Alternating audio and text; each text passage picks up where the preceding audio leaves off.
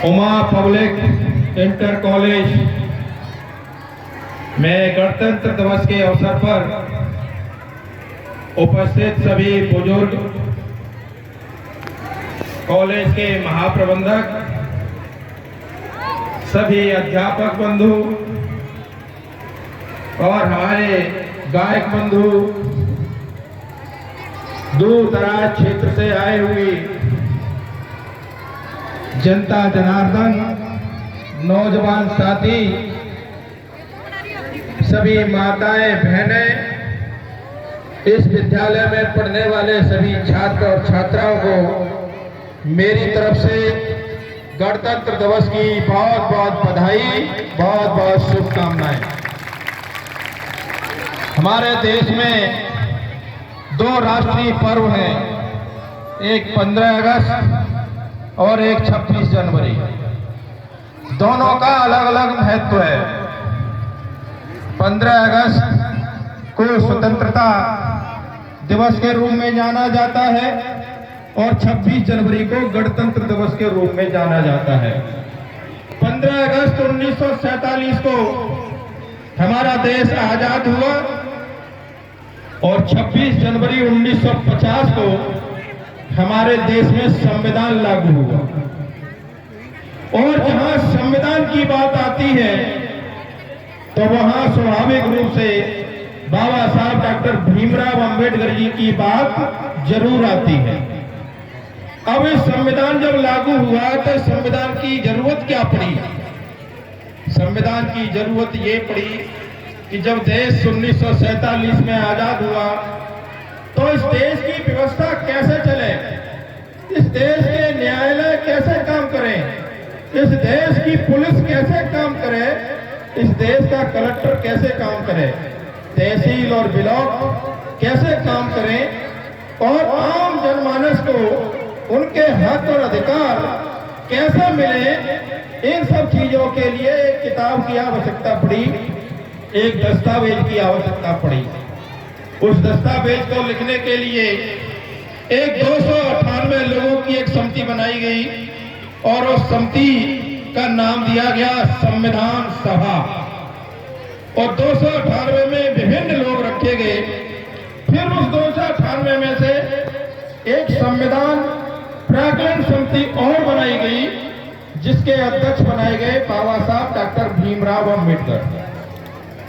और इनको जिम्मेदारी दी समिति को कि आप देश के जो अन्य और देश के हैं उनके संविधानों को पढ़कर के अपना एक संविधान तैयार करो।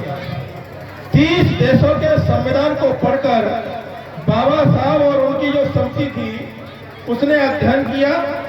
एक एक आर्टिकल पर उन्होंने वाद विवाद किया और उसके बाद जाकर 26 नवंबर 1949 को संविधान तैयार होकर के उस समय के राष्ट्रपति डॉक्टर राजेंद्र प्रसाद जी और प्रधानमंत्री जवाहरलाल नेहरू को सौंप दिया। अब आप सवाल ये कहेंगे कि 1949 में ये प्रधानमंत्री और राष्ट्रपति कैसे बन गए? ये बहुत लोगों को कम जानकारी है। चुनाव हमारे यहाँ देश में 1951 और 1952 में हुआ। 1951 अक्टूबर, नवंबर, दिसंबर और 1952 जनवरी, फरवरी और मार्च, ऐसे करके 6-7 महीने में हमारे जनता ने हमें चुना, लोगों को चुना। लोकसभा बनी, विधानसभा बनी, राज्यसभा बनी, ये सब 1952 में जाकर के हुआ। लेकिन उससे पहले ही एक अंतरिम सरकार और बनाई गई थी जो इन 4-5 सालों में काम कर रही थी। उसके प्रधानमंत्री थे जवाहरलाल नेहरू और उसके राष्ट्रपति थे डॉक्टर राजेंद्र प्रसाद, जो आगे चल के जनता द्वारा इलेक्ट होकर के प्रधानमंत्री और राष्ट्रपति बने थे।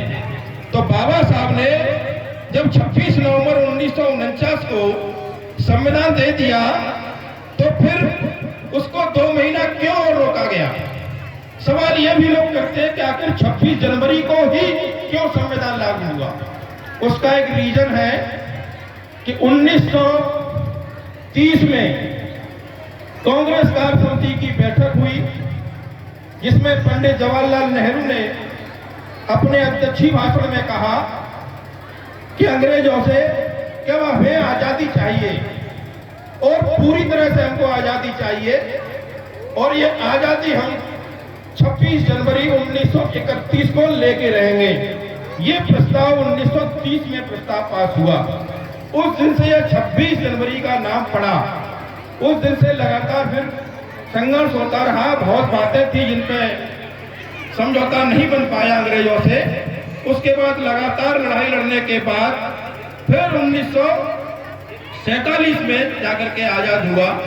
तो फिर 1949 में जब बन गया तब लोगों ने कहा कि जो हमने 26 जनवरी पहली डेट दी थी 1930 में, उसी 26 जनवरी 1950 को संविधान लागू करने का काम किया जाएगा। ये रहस्य 26 जनवरी का, ये याद रखिए। दूसरी बात, बाबा साहब को लोग पढ़ते नहीं है। बाबा साहब को लोग समझते हैं कि ये तो दलितों के नेता हैं। मैं सभी नौजवानों से आग्रह करूंगा, मैं बच्चों से भी आग्रह करूंगा कि बाबा साहब डॉक्टर भीमराव अंबेडकर जी को जरूर पढ़ा करें। उनको इसलिए पढ़ा करें कि बाबा साहब ने आपके लिए बहुत काम किया है। बाबा साहब ने दलितों के लिए, पिछड़ों के लिए, अल्पसंख्यकों के लिए, किसानों के लिए, मजदूरों के लिए, नौजवानों के लिए, और तो सबसे ज्यादा काम अगर महिलाओं के लिए किसी ने किया है तो वो डॉक्टर भीमराव अंबेडकर ने किया है।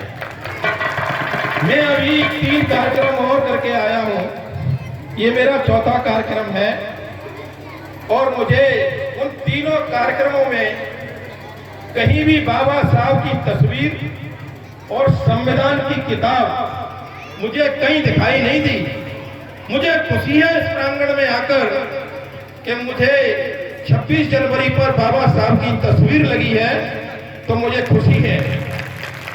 क्योंकि 26 जनवरी की बात हो और संविधान लागू होने की बात हो, वहां बाबा साहब की तस्वीर न हो या संविधान की किताब न हो, तो वो कार्यक्रम मेरी नजर में अधूरा माना जाता है।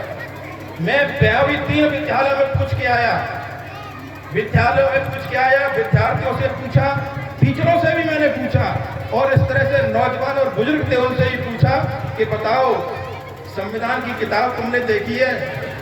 तो तीनों विद्यालय में एक भी हाथ नहीं उठा जिसने संविधान की किताब देखी हो। मैं यही सवाल इस विद्यालय में छात्रों से, और खास करके जो बड़े छात्र हैं जो इंटरमीडिएट या उससे आगे के भी देखने के लिए कार्यक्रम आए हैं, जरा मुझे हाथ उठा के बताना कि संविधान की किताब किस किसने देखी है। बताओ संविधान की किताब किस किसने देखी है? 26 जनवरी का कार्यक्रम हर वर्ष होता हो और संविधान ने देखा हो हमारे नौजवानों ने, हमारे बच्चों ने, तो बताओ कैसे देश आगे बढ़ेगा। और किताबें तो बहुत देखी होंगी। मैं किसी अगर धार्मिक किताब का नाम ले दूंगा तो हो सकता है लोग कहेंगे कि ये धर्म का विरोध करना है, वरना किताबें बहुत लोगों को देखी होंगी, बहुत लोगों को चौपाइयां याद होंगी विभिन्न किताबों की, लेकिन संविधान नहीं देखा है। तो मैं आपको आज संविधान की किताब दिखा दूं, फिर तो जान जाओगे। कितने लोग देखना चाहते हैं संविधान? हाथ उठा के बताओ। लाना यार संविधान, कहाँ गया लड़का हमारा? ये है, देख लो संविधान। देख लिया संविधान? ये कोई ज्यादा बड़ा लंबा चौड़ा दस्तावेज नहीं है, ये संविधान है, बस ये संविधान। और बाबा साहब ने पीछे क्या लिखा है संविधान पर, यह भी पढ़ के सुना दूं 2 लाइन।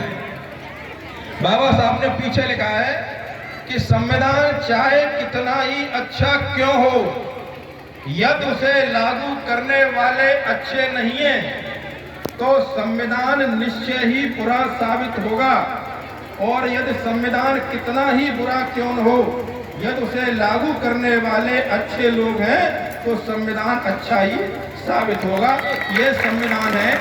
मैं यहाँ के विद्यालय के प्रबंधक जी से और यहाँ के अध्यापक बंधुओं से आग्रह करूंगा कि संविधान की कॉपी हर क्लास में एक कॉपी ला के रख दो। कोई ज्यादा बड़ी कीमत नहीं है संविधान की, 300-400 रुपए की कीमत है। मैं चाहता हूं कि जितने बच्चे हैं जो पढ़ने वाले हैं वो संविधान को मंगाएं और संविधान को पढ़ें। इन्हीं में आपके हक और अधिकार है संविधान संविधान में। तो बाबा साहब को पढ़ोगे तो संविधान को भी पढ़ो। और बाबा साहब को इसलिए मत पढ़ो कि बाबा साहब ने संविधान लिखा है, बाबा साहब को इसलिए पढ़ो कि बाबा साहब ने कितनी विषम परिस्थितियों में रह करके अपनी शिक्षा प्राप्त की है। आज आपके पास तो कपड़े भी हैं, आज आपके साथ कोई छुआछूत नहीं है, आज सारे बच्चे एक जगह बैठ करके पढ़ सकते हैं, आज आपको पानी भी कोई चपरासी नहीं पिलाएगा, अपने हाथ से पी सकते हैं। बाबा साहब जब पढ़ते थे तो बाबा साहब को मटका छूने का अधिकार नहीं था, चपरासी उन्हें ऊपर से पानी पिलाता था घंटी से।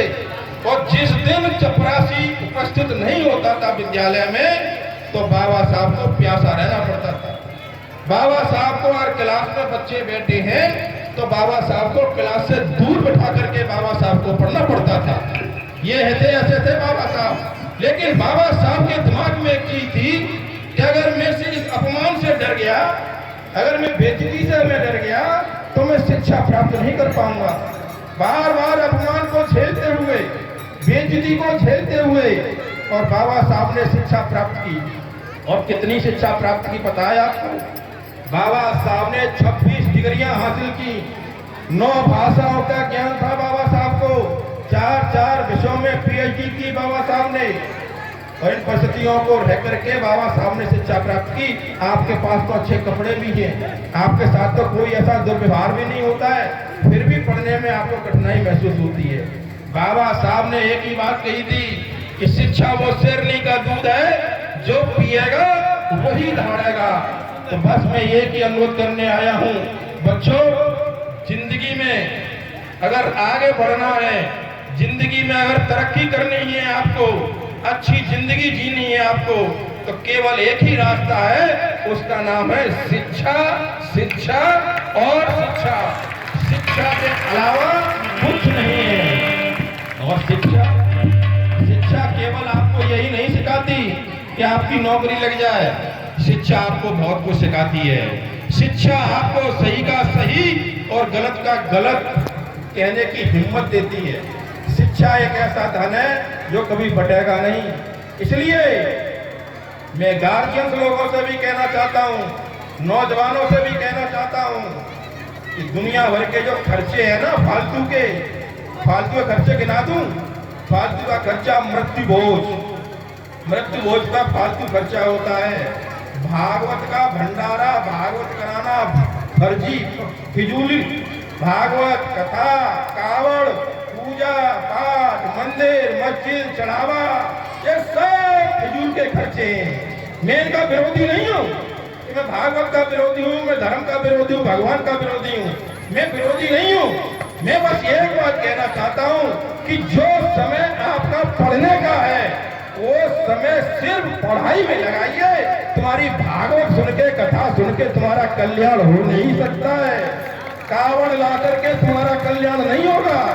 डाक कावड़ ला रहे हैं, डाक कावड़ क्या हो जाएगा? डाक कावड़ लाने से उसकी किताबें खरीद लो, डाक कावड़ मत लाओ, अगली बार संविधान खरीद लो, उसे पढ़ो। तमाम मंदिरों में चढ़ावा मत करो। भगवान को धन की जरूरत नहीं है, भगवान का तो वैसे ही धन है। काय को उससे मांगने भी जा रहे हो और उसे थोड़ी रिश्वत भी दे रहे हो, ये तो खराब बात है ना। काय को चढ़ा रहे हो मंदिरों में चढ़ावा, और चढ़ाना ही है मंदिरों में चढ़ावा, तो जो नौकरी लग जाए तो चढ़ा देना चढ़ावा।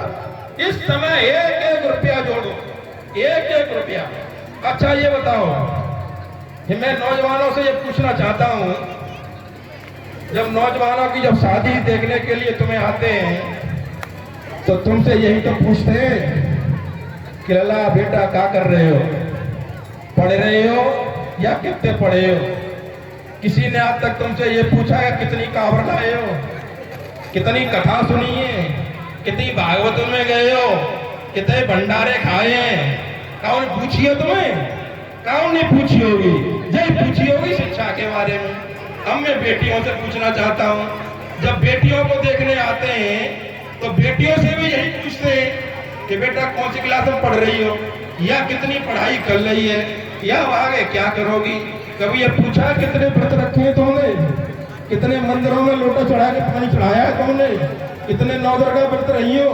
किसी ने पूछा है? किसी ने नहीं पूछा ना। जब शिक्षा के बारे में पूछा जाएगा तो फिर शिक्षा को ही प्राप्त कर लो, और जो शिक्षा को प्राप्त कर लेगा वो सब कुछ प्राप्त कर लेगा। समय की कमी है, फिर अगली बार आएंगे तो फिर अगली बार बात होगी। बस दो बातें आपसे कहना चाहते हैं, किसी के बहकावे में मत आओ, अंधविश्वास और पाखंड से दूर रहो, अपने माता पिता को ही सबसे बड़ा भगवान और सबसे बड़ी देवी और सबसे बड़ा देवता, अपने ही माता पिता को मानो। घर में जो बेटियां हैं, जो बेटी हैं, वही सबसे बड़ी देवी है। पत्थर की देवी में कुछ नहीं रखा है, घर की देवियों की पूजा कर लो, इन्हें ही सुरक्षित पढ़ा लिखा लो, ये सबसे बड़ी आपकी पूजा है, और इससे आप किसी का भला नहीं होने वाला है। केवल शिक्षा ही है जो आपको भला कर देगी। गरीबी में पैदा आप हो गए हो, गरीब घर में आप पैदा हो गए हो, इसमें आपकी नहीं चली, आपका बस नहीं था कि मुझे किस घर में पैदा होना है। लेकिन गरीब होकर के अगर तुम फिर मर रहे हो, पूरी जिंदगी गरीबी में काट रहे हो, इसमें दोष तुम्हारा है। इसलिए गरीबी को हटाने के लिए, अच्छी जिंदगी जीने के लिए अगर कोई रास्ता है तो केवल शिक्षा है। शिक्षा ग्रहण करो, ये फालतू के खर्चे बंद करके आज से ही लग जाओ।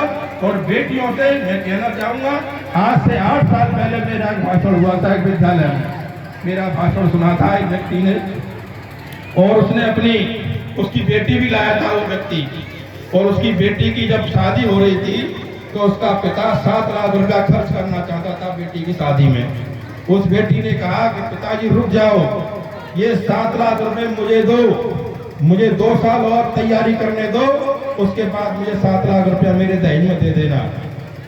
उस बेटी ने 2 साल तैयारी की, 3 लाख रुपया खर्च करके पढ़ाई की, और वो बेटी पुलिस में भर्ती होगी, मेरे क्षेत्र की है। अपने पिताजी को 4 लाख रुपए लौटा दिए, और आज वो दरोगा बन करके अपना जीवन जी रही है। तो बेटियां ये भी तय कर ले कि जल्दी कहे अपने पिता से कि शादी फादी बाद में कर देना, जो शादी में खर्चा कर रहे हो पहले हमारी पढ़ाई पे खर्च कर दो, इससे हमारा जीवन बन जाए। बहुत बहुत धन्यवाद, आप लोगों ने हमें यहाँ बुलाया, आप लोगों ने हमें सुना, स्वागत सत्कार किया, बहुत बहुत धन्यवाद। जय हिंद, जय समाजवाद, जय भीम, जय संविधान, जय विज्ञान। एक बार पुनः सभी को हमारी तरफ से गणतंत्र दिवस की बहुत बहुत बधाई, बहुत बहुत शुभकामनाएं, बहुत बहुत धन्यवाद। बहुत बहुत धन्यवाद आदरणीय नेता जी, जो आपने